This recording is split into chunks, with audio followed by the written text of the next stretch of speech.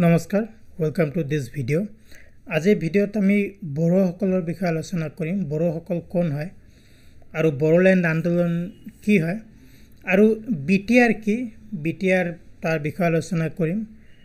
আৰু এই অসমৰ মানচিত্ৰখন দেখিবলৈ পাইছে ইয়াত যি কেইটা মানে অঞ্চল চিহ্নিত কৰা আছে ইয়াত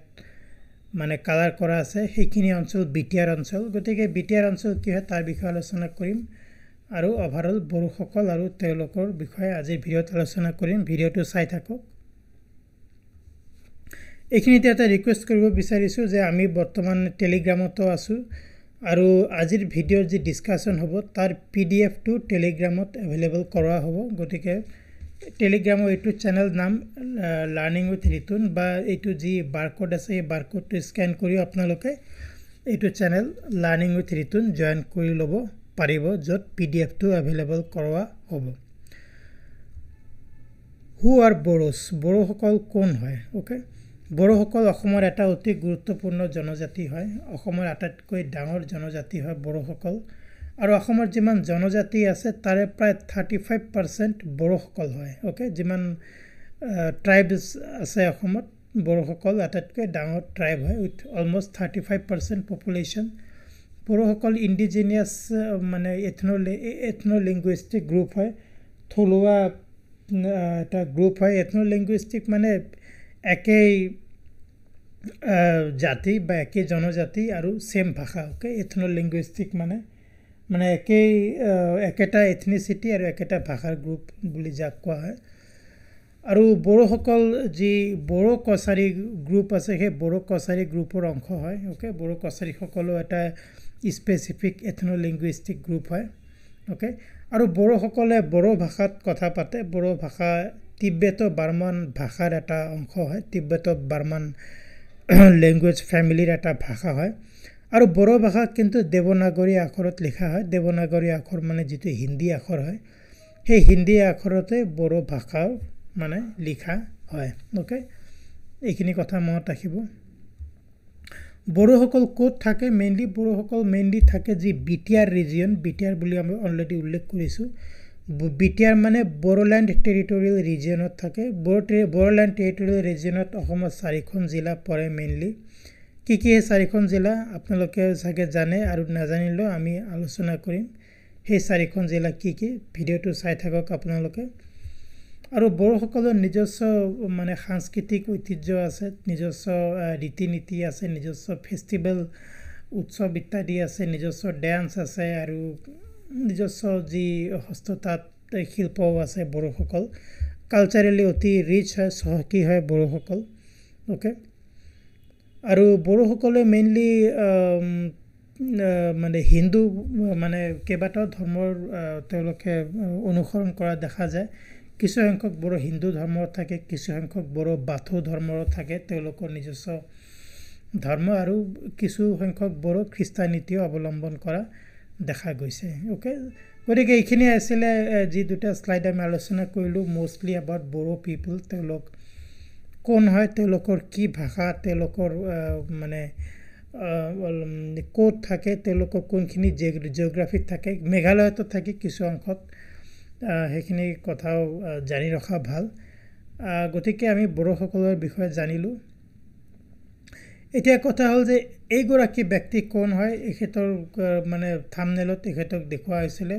এখেতক বড়োফা বুলিও কোৱা হয় বড়োফা মানে গাৰ্জিয়ান অফ দা বড়োস এখেতৰ নাম হল উপেন্দ্ৰনাথ ব্ৰহ্ম ওকে উপেন্দ্ৰনাথ ব্ৰহ্ম কোন আছিল এগৰাকী মানে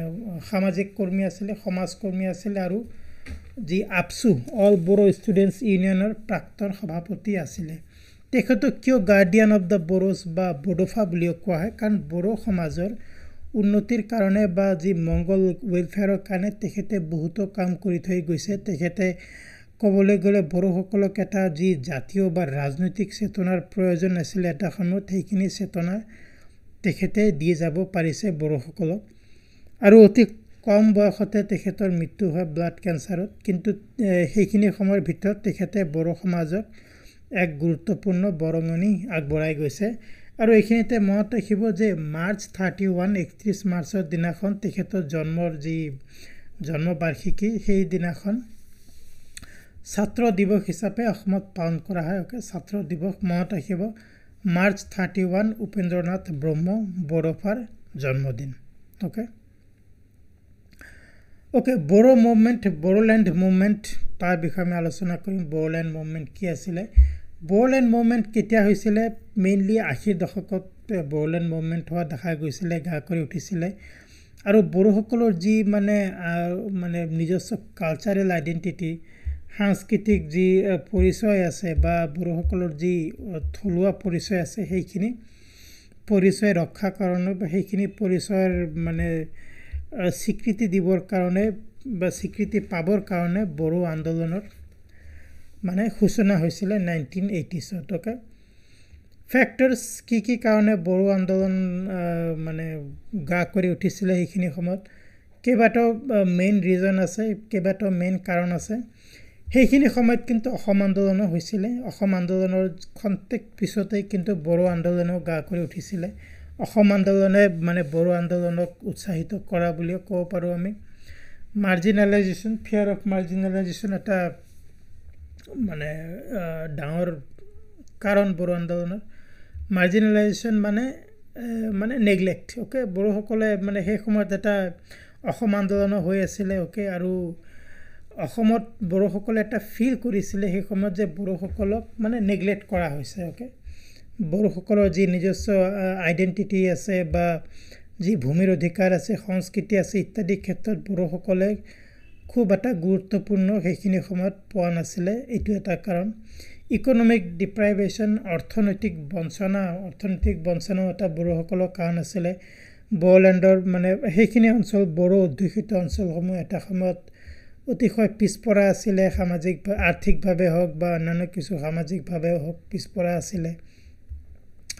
পলিটিক্যাল আন্ডাৰ ৰিপ্ৰেজেন্টেশ্যন তেওঁলোকে বড়োসকলৰ খুব বেছি মানে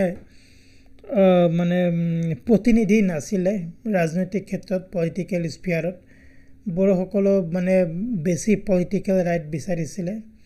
তেওঁলোকৰ নিজৰ মানে যে বড়োসকলে মানে পলিটিক্যাল যিটো আপলিফটমেন্ট বড়োসকলৰ প্ৰয়োজন আছিল সেইটো নাছিল সেইখিনি সময়ত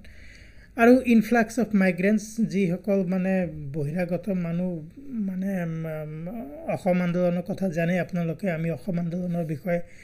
ভিডিঅ' বনাইছো পাৰিলে মই লিংক দি দিম অসম এইটো চেনেলত অসম আন্দোলনৰ ভিডিঅ' বনাইছিলে এই অসম আন্দোলন কি কাৰণে হৈছিল এই ইনফ্লাক্স বহিৰাগত ইনফ্লাক্সক বা বাহিৰৰ দেশৰ পৰা যি মানে প্ৰব্ৰজনকাৰী অসমত অনুপ্ৰৱেশ কৰিছিল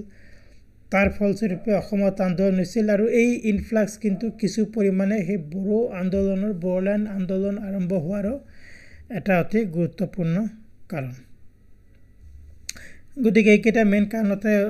বড়ো আন্দোলন হৈছিল ওকে আৰু ভেৰিয়াছ ফেজেছ আন্দোলন বিভিন্ন পৰ্যায়ৰ বিষয়ে এতিয়া আমি অলপ থুলমূল আলোচনা কৰিম আৰ্লি ডিমাণ্ডছ 1960ত 1960 দশকত এটা মানে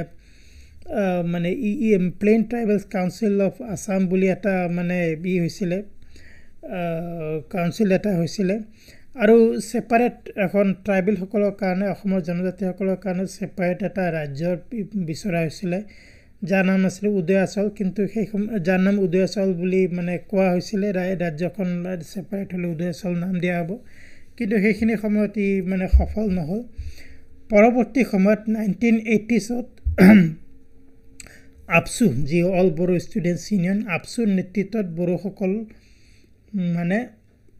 বড়োসকলৰ মানে যি দাবী সেই দাবী উত্থানত আপসুৱে এক অতি গুৰুত্বপূৰ্ণ ভূমিকা গ্ৰহণ কৰে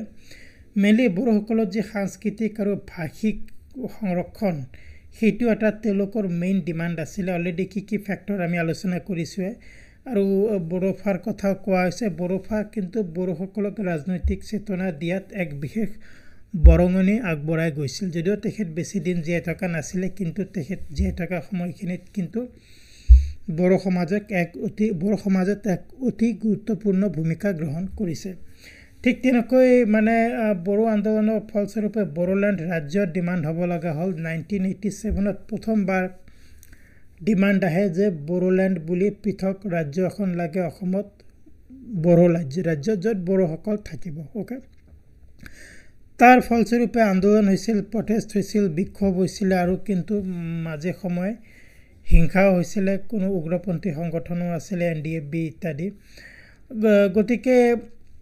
1980s বা 90sৰ দশকত কিন্তু বড়ো আন্দোলনে বড়ো আন্দোলনৰ এক অতি গুৰুত্বপূৰ্ণ সময় আছিলে। বড়োসকলে বিভিন্ন ধৰণে বড়োলেণ্ড ৰাজ্য বিচাৰি বা নিজৰ এটা পৰিচয় বিচাৰি, স্বায়ত্ত শাসন বিচাৰি বড়োসকল আন্দোলন কৰিছিলে। তাৰ ফলস্বৰূপে কি হ'ল, 1993 আৰু 2003 দুটাকৈ চুক্তি স্বাক্ষৰিত হয়। বড়োলেণ্ড অট'নমাছ কাউন্সিল BAC চুক্তি আৰু BTC চুক্তি, অ'কে, বড়োলেণ্ড টেৰিটৰিয়েল কাউন্সিল চুক্তি, অ'কে, 2003 চনতো স্বাক্ষৰ হয়, অ'কে। এই দুটা চন মনত ৰাখিব। আৰু ইনচাৰ্জেণ্ট ফেকশ্যন থকা বুলিও কোৱা হৈছে। ইনচাৰ্জেণ্ট ধৰক উগ্ৰবাদী বা উগ্ৰপন্থা অৱলম্বন কৰিছিলে আছাম বড়ো যুৱকে। NDFB উগ্ৰপন্থী সংগঠন নাম জানে চাগে আপোনালোকে। তেওঁলোকে NDFB ডিমাণ্ড আছিলে যে তেওঁলোকে এখন পৃথক দেশ এখন লাগে, অ'কে। বড়োলেণ্ড অকল ৰাজ্য নহয়, পৃথক দেশ লাগে ইত্যাদি এনেধৰণৰ বিভিন্ন সমস্যা বড়ো আন্দোলনৰ সময়ত বিভিন্ন দাবী বড়োসকলে উত্থাপন কৰিছিলে, অ'কে। 2020 চনত এটা অতি গুৰুত্বপূৰ্ণ চুক্তি স্বাক্ষৰিত হয়। 2020 চনত ট্ৰাই পাৰ্টি চুক্তি, BTR বুলি কোৱা হয়। ভাৰত চৰকাৰ, অসম চৰকাৰ আৰু বড়ো নেতৃত্বৰ মাজত ট্ৰাই পাৰ্টি BTR চুক্তি স্বাক্ষৰিত হয় 2020 চনত নতুন দিল্লীত। আৰু BTR ভিডিঅ'ৰ আৰম্ভণিতে কৈছিলোঁ কোনখিনি অঞ্চলত বড়োসকল থাকে। এই কেইখন জিলা আপোনালোকে জানেই চাগে, আপোনালোকৰ ভিডিঅ' চোৱাসকল বহুতো চাগে এইবিলাক জিলাৰ পৰাই বিলং কৰিব। কোকৰাঝাৰ, চিৰাং, বাক্সা, ওদালগুৰি ইত্যাদি। ইত্যাদি নহয়, চৰি, এই 4খন ডিষ্ট্ৰিক্টত বড়োসকল বেছিকৈ পোৱা যায়। বড়ো জনজাতীয় লোকৰ বসতি বেছি, যদিও আন কিছু অঞ্চলতো বড়ো জনজাতীয় লোকসকল পোৱা যায়, অ'কে। BTR চুক্তি স্বাক্ষৰ হোৱাৰ পিছত BTR ৰিজন হ'ল বড়োলেণ্ড টেৰিটৰিয়েল ৰিজন, অ'কে। আৰু যি প্ৰিভিয়াছ BTA দি আছিলে তাক area district, Bodoland territorial area district, তাক ৰিপ্লেচ কৰা হ'ল। আৰু যি 4খন জিলাৰ নাম লোৱা হৈছে, 4খন জিলা আৰু আমি থাম্বনেইলত দেখুৱাইছিলোঁ অসমৰ মানচিত্ৰত, সেইখিনি BTR অঞ্চল বুলি স্বীকৃত হ'ল। অধিক স্বায়ত্ত শাসন দিয়া হ'ল। লেজিছলেটিভ হওক, কাৰ্যবাহী হওক বা বিধায়িনী হওক বা প্ৰশাসনিক দায়িত্ব বেছিকৈ দিয়া হ'ল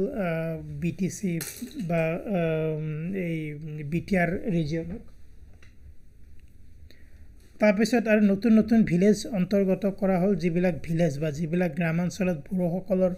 জনবসতি বেছি কিন্তু একচুৱেলি BTRত নপৰে, সেইবিলাককো BTR অঞ্চলত অন্তৰ্ভুক্ত কৰা হ'ল, অ'কে। যিসকল উগ্ৰপন্থী আছিলে, উগ্ৰপন্থাত যিসকল গৈছিলে NDFB, তেওঁলোকৰ বহুতো একেবাৰে সুযোগ দিয়া হ'ল তেওঁলোকে যাতে চাৰেণ্ডাৰ কৰে আৰু তেওঁলোকক পুনৰ সংস্থাপন দিব পাৰি, তাৰ কাৰণেও চুক্তি স্বাক্ষৰিত হৈছিলে BTR চুক্তি। তাৰ দ্বাৰা সুচল কৰা হ'ল BTR চুক্তিৰ দ্বাৰা। আৰু 1500 কোটি টকা পেকেজো ঘোষণা কৰা হ'ল বড়োলেণ্ডৰ উন্নয়ন সাধনৰ কাৰণে। বিভিন্ন ধৰণৰ প্ৰজেক্টত বড়োলেণ্ডত বিভিন্ন ধৰণৰ প্ৰজেক্ট বা যি প্ৰকল্প, সেই প্ৰকল্পসমূহ ৰূপায়ণৰ কাৰণে অৰ্থনৈতিক পেকেজো দিয়া হ'ল 1500 কোটি টকাৰ দিয়া হ'ব বুলি কোৱা হৈছে এই BTR চুক্তিত, অ'কে। চ' বন্ধুসকল, এইখিনি আছিলে বড়োসকল আৰু বড়ো আন্দোলন বা বৰ্তমানৰ যি BTR চুক্তি বা BTR ৰিজিয়নৰ বিষয়ে কথা আমি আলোচনা কৰিলোঁ। আৰু আজিৰ তাৰিখত বড়োলেণ্ডৰ উন্নতি হৈ আছে আৰু বহুতো ডিমাণ্ড ফুলফিল কৰা হৈছে। Medical college, engineering college, university, polytechnic ইত্যাদি প্ৰতিষ্ঠা কৰা হৈছে বড়োলেণ্ড অঞ্চলত। গতিকে অসমৰ সৈতে বড়োলেণ্ডৰো উন্নতি হৈ আছে। বৰ্তমান বহুত শান্ত, আগতকৈ বহুত পৰিস্থিতি ভাল হৈছে। গতিকে আশা কৰোঁ ভৱিষ্যতেও বড়োলেণ্ডৰ আৰু উন্নতি হ'ব, বড়োলেণ্ড ডেভেলপ হওক, বড়োলেণ্ডৰ উন্নতি হওক, সমগ্ৰ অসমৰ উন্নতি হওক তাৰ লগতে। গতিকে ফ্ৰেণ্ডছ, এইখিনি আছিলে আজিৰ আলোচনা কৰিবলগীয়া কথা। বড়োলেণ্ডৰ বিষয়ে আমি আলোচনা কৰিলোঁ, বড়োসকলৰ বিষয়ে আলোচনা কৰিলোঁ। আৰু আপোনালোকে যদি পিডিএফটো বিচাৰে আমি বড়োফা উপেন্দ্ৰনাথ ব্ৰহ্মৰ বিষয়ে আলোচনা কৰিলোঁ আৰু যদি আপোনালোকে পিডিএফটো বিচাৰে এইটো টেলিগ্ৰাম চেনেলত পাব প্লিজ জয়েন কৰক টেলিগ্ৰাম চেনেলটো আৰু আজিৰ ভিডিঅ' চোৱাৰ কাৰণে বহুত বহুত ধন্যবাদ এনে ধৰণৰ এটা অতি ইনফৰ্মেটিভ ভিডিঅ'ত আমি সোনকালে লগ পাম এইটো চেনেলত প্ৰায় কম্পিটিটিভ এক্সামিনেশ্যনৰ কাৰণে ভিডিঅ' আপলোড কৰি থকা হয় আজিৰ ভিডিঅ' চোৱাৰ কাৰণে বহুত বহুত ধন্যবাদ once again and I will see you soon